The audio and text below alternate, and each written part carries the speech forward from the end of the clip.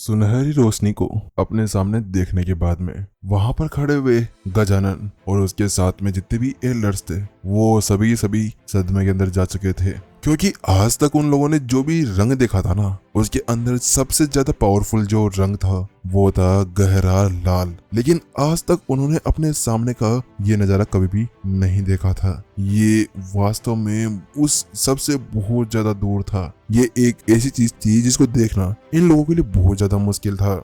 Source pool mountain के ऊपर इस रंग को देखे जाना बहुत ज्यादा मुश्किल माना जाता है। यहाँ पर जो गजानन थे वो अपने सदमे से बाहर निकलते हैं और वो सभी को समझाने लगते हैं। क्या तुम सभी को पता है कि इस तरह के रंग को सामने लाने के लिए किसी के पास में ऐसी पावर होनी चाहिए जो यहाँ पर इन सभी लेवल्स को, इन सभी ग्रेड्स को पीछे छोड़ने में काम आए, और उसके बाद में यहाँ पर ये कलर बनता है। क्योंकि इस जगह पर जो अभी उनके सामने रंग था ना, वो कोई और नहीं, वो लाल था। लेकिन लाल के ऊपर भी इतना डार्क कि जैसे किसी ने उसके ऊपर काला कलर डाल दिया हो। और उसके बाद में उसके आसपास से जो गोल्डन रोशनी बाहर निकल रही थी वो भी बहुत ही ज्यादा तेज थी, जिसकी वजह से सभी की यहाँ पर आंखें तो पूरी तरह चौंधियाई गई थी और उन्हें समझ नहीं आ रहा था कि आखिरकार वो इस चीज को कैसे अडॉप्ट करे कि उनके सामने क्या हो रहा है। वहीं दूसरी तरफ जब यहाँ पर गजानन इसके बारे में कह रहे थे कि जगत अपना मुंह खोलते हैं और कहने लगते हैं,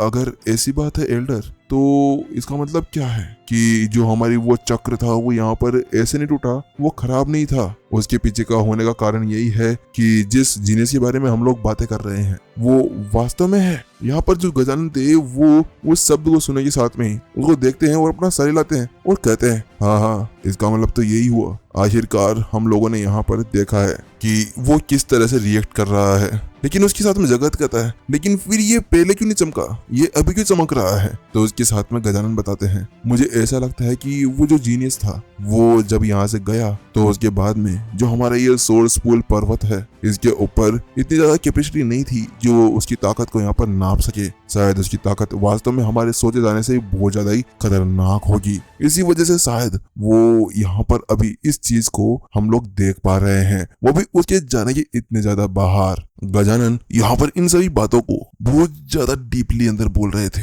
ऐसा लग रहा था जैसे कि ये सारी बातें बोलने के साथ में ही वो यही सोच रहे थे कि ये बातें बाहर नहीं जानी चाहिए। वो कहता है, मुझे ऐसा लगता है कि हमें जल्दी से जल्दी उसे ढूंढना होगा। अगर वो यहाँ से बाहर चला जाता है तो हमारे लिए बहुत ज्यादा खतरा या बहुत ज्यादा बुरी बात हो सकती है। इतना कहने के साथ में गजानंद एक हल्की सी मुस्कान देता है और कहता है, हमें यहाँ पर जल्दी जल्दी उसको ढूंढना होगा। तो वहीं दूसरी तरफ यहाँ पर जो जगत था वो भी यही कह रहा था, हाँ आपने सही कहा प्रिंसिपल, अगर हम लोगों ने उसको अभी नहीं ढूंढा तो उसके बाद में हमारे साथ में क्या होगा हम ही ना जाने। क्योंकि हमें तो नींद तक नहीं आएगी कि हमने इतने ज्यादा पावरफुल जीनियस को यहाँ पर खो दिया है। तो माधव का भी यही कहना था। माधव और सभी लोग यही बातें करने लगे थे। तो वही पूजा कहती है, लेकिन हमने तो अभी तक उसको ढूंढा भी नहीं है, हम उसको पाएंगे कैसे? आखिरकार हमें तो उसकी शकल भी नहीं पता है। अगर वो बंदा वापस कल नहीं आया तो फिर क्या होगा? वही पूजा की बात सुन के साथ में गजानन को बहुत ज्यादा सोच के अंदर चला जाता है और कहता है, हाँ मुझे भी इस बात का पता था। तो इसी वजह से मैं एक काम करता हूँ कि कोई जाओ और यहाँ पर जो हमारे महाराजा है यानी कि राजा जी, उन सभी को जाकर बोल दो कि यहाँ पर उन गेट्स को बंद कर दिया जाए और जिन लोगों ने भी आज यहाँ पर एग्जाम दिया है उनमें से कोई भी बाहर ना जा पाए। इस पूरे शहर को यहाँ पर घेराबंदी कर दो, वो बंदा यहाँ से बाहर निकलकर नहीं जाना चाहिए। यहाँ पर गजानन उससे कहता है। तो उसकी बात सुनने के साथ में जो एक एल्डर था आगे बताया और कहता है, ठीक है मैं जल्दी जाकर इसके सूचना वहाँ हमारे इस सिटी के राजा को दे देता हूँ। उसके साथ में वो वहाँ से चला जाता है। उसके बाद में सभी एल्डर्स अब उसी गेट को देखने लगते हैं जहाँ पर आज उन सभी का एग्जाम हुआ था। उन सभी की आंखों के अंदर एक आस थी, एक ऐसी चीज जो यहाँ पर बहुत ज्यादा मुश्किल से देखी जा सकती थी। वो ये सोच रहे थे कि क्या वास्तव में वो उस बंदे को वापस से ला पाएंगे, अगर नहीं तो फिर उनके साथ में क्या होगा। अगर वो दूसरी एकेडमी के अंदर चला गया तो उनके लिए तो और ज्यादा बुरा हो सकता है। वहीं जहाँ पर वो लोग इसी बारे में सोच विचार कर रहे थे कि वहीं दूसरी तरफ तुड़ुक तुड़ुक करते हुए एक घोड़ा गाड़ी आगे की तरफ बढ़ते हुए जा रही थी। कुछ समय चलने के बाद में आखिरकार वो एक बड़े से महल के सामने जाकर रुकती है। वो बड़ा सा आलीशान महल, आसपास के अंदर की जो जगह थी वो वास्तव में बहुत ज्यादा खूबसूरत थी। वहां पर कई सारी चीजें लगाई गई थी उस चीज को सजाने के लिए। वहां एक छोटा सा पानी का तालाब भी बनाया गया था जिसके अंदर मछलियां तैर रही थी।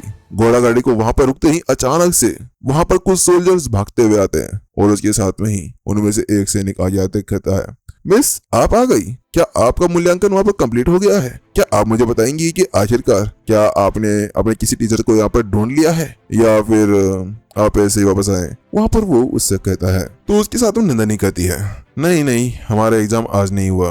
बात कुछ ऐसी है कि आज के लिए उस एग्जाम को रद्द कर दिया गया है। मुझे तो यहाँ पर ये बताइए कि आखिरकार पिताजी कहाँ पर है, मुझे पिताजी से मिलना है। तो उसके साथ में कैप्टन कहता है, क्या एग्जाम कैंसिल कर दिया गया? लेकिन वो उससे ज्यादा सवाल नहीं पूछता और कहता है, महाराज तो अभी यहाँ पर जो हमारे सलाहकार हैं उनके साथ में मैन हॉल के अंदर है। वहां पर अभी जो गोल्डन ईगल है उसको वो साथ में रखे हुए हैं, वो अभी उसको अपने बस में करने की कोशिश कर रहे हैं। जो सैनिक था वो यहाँ पर उससे कहता है, जैसे वो ये शब्द कहता है तो उसके साथ में नंदनी गाड़ी से नीचे उतरते हुए आती है और कहती है, अच्छा ऐसी बात है, चलो फिर ठीक है। उसके बाद में वो कहती है, विपिन मेरे साथ में चलो। और इतना कहने के साथ में वो कहती है, मुझे लगता है कि मैं सही टाइम पे आई हूँ, आखिरकार इतना अच्छा मौका और कहीं पे ही हो सकता है। उसके बाद में जैसे ही वो लोग आगे बढ़ने लगते हैं कि अचानक से वहां पर विपिन को देखने के साथ में जितने भी सैनिक थे वो लोग उसके ऊपर भाला तान जाते हैं और उसके साथ में कैप्टन कहता है, हे लड़के तुम आगे नहीं जा सकते हो। तो उसको ऐसा करते हुए देखकर नंदनी का गुस्सा पारा चढ़ जाता है। वो कहने लगती है, ये क्या कर रहे हैं आप कैप्टन, आप ऐसा नहीं कर सकते हैं, वो मेरा दोस्त है और रमिया का भी, इसी वजह से आप उसको यहाँ पर नहीं रोक सकते हैं। तो उसके साथ में जो कैप्टन था वो रुकता नहीं है, वो कहने लगता है, लेकिन मिस हम इसको अंदर नहीं जाने दे सकते हैं, पहले यहाँ पर हमें इसकी पहचान देखनी होगी। वहां पर कैप्टन अपना हाथ आगे बढ़ाता है और उससे कहने लगता है। तो उसके साथ में वो कहती है, लेकिन क्या आप मेरी बात नहीं मानोगे? क्या अब मेरी बात का यहाँ पर कोई भी मतलब नहीं है? जो नंदनी थी वो अकड़ते हुए उससे कहने लगती है, लेकिन जैसे नंदनी ये शब्द कहती है कि कैप्टन अपने हाथ को झिझकता हुआ नीचे की तरफ कर लेता है, वो कहता है, नहीं नहीं मिस नंदनी मैं ऐसा नहीं कहना चाह रहा था, वो तो हमारी सेफ्टी के लिए ही, क्या पता ये कोई जासूस हो। लेकिन उसके साथ में नंदनी कहती है, क्या आपको लगता है कि मैं अपने साथ में किसी जासूस को लेकर आ सकती हूँ? क्या आपको मेरे पर बिल्कुल भी विश्वास नहीं है? नंदनी की वो बात सुनने के साथ में कैप्टन बिल्कुल बोलने लायक नहीं बचा था। कैप्टन को समझ नहीं आ रहा था कि वो क्या कहे। तो नंदनी कहती है, अब हटिए मेरे सामने से, मुझे आगे जाना है पिताजी के पास में, मुझे काम है कुछ। तो उसकी बात सुनने के साथ में कैप्टन जल्दी से साइड में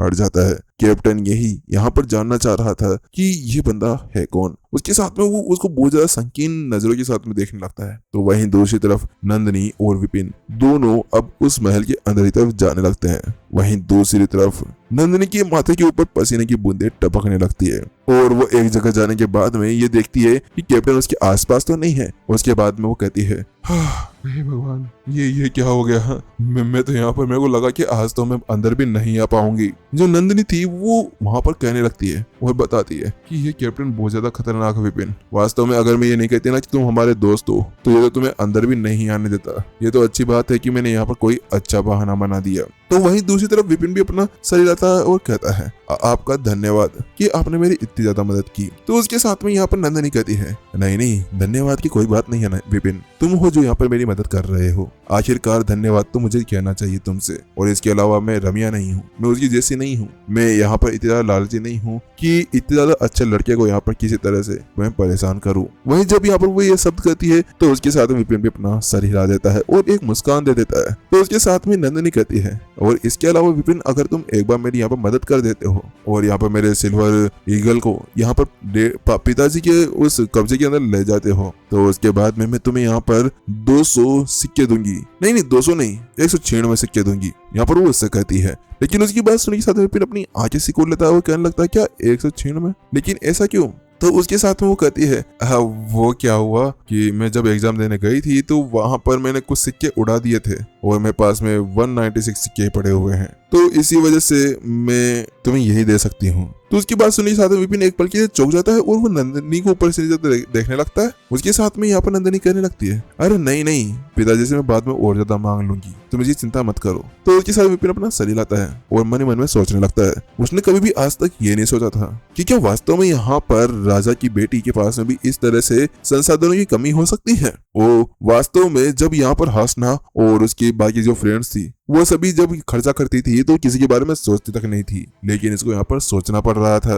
लेकिन अब विपिन को भी यहाँ पर अपनी याद आने लगती है। वो सोचता है, अरे भाई मैं इसको क्या देख रहा हूँ, आखिरकार मेरी जेब भी तो पूरी तरह से खाली है, मैं भी तो अभी यहाँ पर गरीबी के अंदर जी रहा हूँ। हाय ये गरीबी, कब यहाँ पर ये चैन लेगी? आखिरकार पहले भी मेरे साथ में ही हुआ करता था और अभी मैं एक गरीब ही हूँ। वहाँ पर वो उससे कहता है। उसके साथ में अब वो जल्द ही आगे तरफ जाने लगते हैं और वो चलते हुए एक बड़े से हॉल के सामने पहुंच जाते हैं। वो बड़ा सा हॉल था, चारों तरफ बड़े बड़े खंभे लगे हुए थे, उन सभी के ऊपर पे पैटर्न्स बने हुए थे। उसके साथ में ही जो नंदिनी थी वो आगे आती है और कहती है, पिताजी मैं आ गई।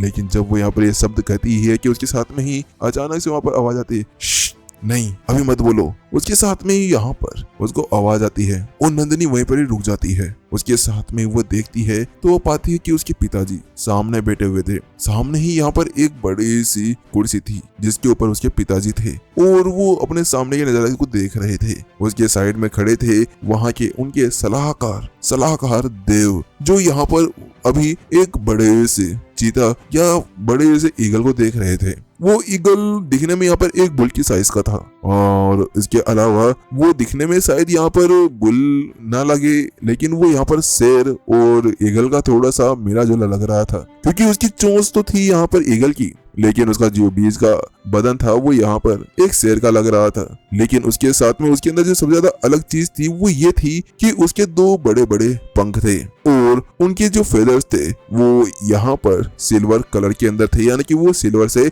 बने हुए थे। लेकिन इस समय पे यहाँ पर वो जो बड़ा सा ईगल था वो यहाँ पर कोई नॉर्मल नहीं लग रहा था। ऐसा लग रहा था जैसे कि अभी वो अपनी आंखों के अंदर खून को लेकर बैठा हो, वो अपने सामने के किसी भी बंदे को तोड़ दे फोड़ दे। वहीं दूसरी तरफ यहाँ पर जो उसके पिताजी थे उनकी भी यही हालत थी। उसके साथ में यहाँ पर जो राजा थे वो उससे पूछता है, नंदिनी तुम यहाँ पर क्या कर रही हो और इसके अलावा तुम क्या अपने एग्जाम को देकर वापस से आ गई हो? तो उसके साथ में वो कहती है, नहीं पिताजी, आज यहाँ पर वो सब कुछ नहीं हुआ है। बात कुछ ऐसी है कि आज यहाँ पर जो एग्जाम था उसको कल टाल दिया गया है। तो उसकी बात सुनने के साथ में यहाँ पर जो सलाहकार था वो पूछता है, तो मिस आखिरकार यहाँ पर आपका एग्जाम पोस्टपोन कैसे हो गया? तो उसके साथ में नंदिनी कहती है, वो बात कुछ ऐसी है कि यहाँ पर जो वो चक्र था जिसके साथ में उस फॉर्मेशन को एक्टिवेट किया जाता था वो वहां पर टूट गया। लेकिन जैसे यहाँ पर वो ये शब्द कहती है तो उसके साथ में यहाँ पर जो सलाहकार था वो कहता है, क्या टूट गया? लेकिन ये कैसे हो सकता है? आखिरकार वो कैसे टूट सकता है? तो उसके साथ में नंदिनी कहती है, मुझे इसके बारे में नहीं मालूम, लेकिन इसके अलावा मैं भी यहाँ पर आपकी मदद करने आई हूँ। क्या मदद? कैसी मदद? जैसे नंदिनी ये शब्द कहती है तो उसके साथ में सलाहकार उसको ऊपर से नीचे तक देखने लगता है और उससे पूछता है। तो उसके साथ में नंदिनी कहती है, मैं यहाँ पर आज आपकी मदद करने के लिए मेरे इस दोस्त को लेकर आई हूँ। बात कुछ ऐसी है कि यहाँ पर ये एक बीस्ट टेमर है। ये यहाँ पर आपको इस ईगल को अपने नियंत्रण में करने में आपकी मदद करने वाला है। जो नंदिनी थी वो अपना हाथ विपिन की तरफ करती है और उनसे कहती है। तो उसकी बात सुनने के साथ में अचानक से जो सलाहकार था वो चौंकता हुआ कहता है, क्या ये बच्चा? और उसके साथ में ही सलाहकार विपिन को ऊपर से नीचे तक देखने लगता है। ऐसा लग रहा था जैसे कि यहाँ पर वो उसको पूरी तरह से स्कैन कर रहा है कि उसने अंदर क्या पहना है और उसके अंदर भी क्या पहना है, इसके बारे में वो शायद जान रहा था। वो कहता है, मिस क्या आप वास्तव में ये कहना चाह रही हैं कि ये बंदा वास्तव में हमारी कोई मदद कर सकता है? मुझे तो यहाँ पर इसको देखकर ऐसा लग रहा है कि जैसे यहाँ पर ये एक धोखेबाज हो। बात कुछ ऐसी थी कि यहाँ पर सलाहकार ये जानता था कि उनके सामने जो वो ईगल था ना वो कोई नॉर्मल नहीं था, उसको कंट्रोल करना किसी की भी बस की बात नहीं थी। लेकिन फिर भी उनकी मिस यहाँ पर उनसे कह रही थी कि यहाँ पर वो बंदा उनकी यहाँ पर मदद कर सकता था। इसी वजह से सलाहकार भी बहुत ज्यादा हैरान था। दूसरी तरफ हम भी हैरान थे क्योंकि एपिसोड यहीं पर खत्म हो गया है। चलिए मिलते हैं नेक्स्ट में।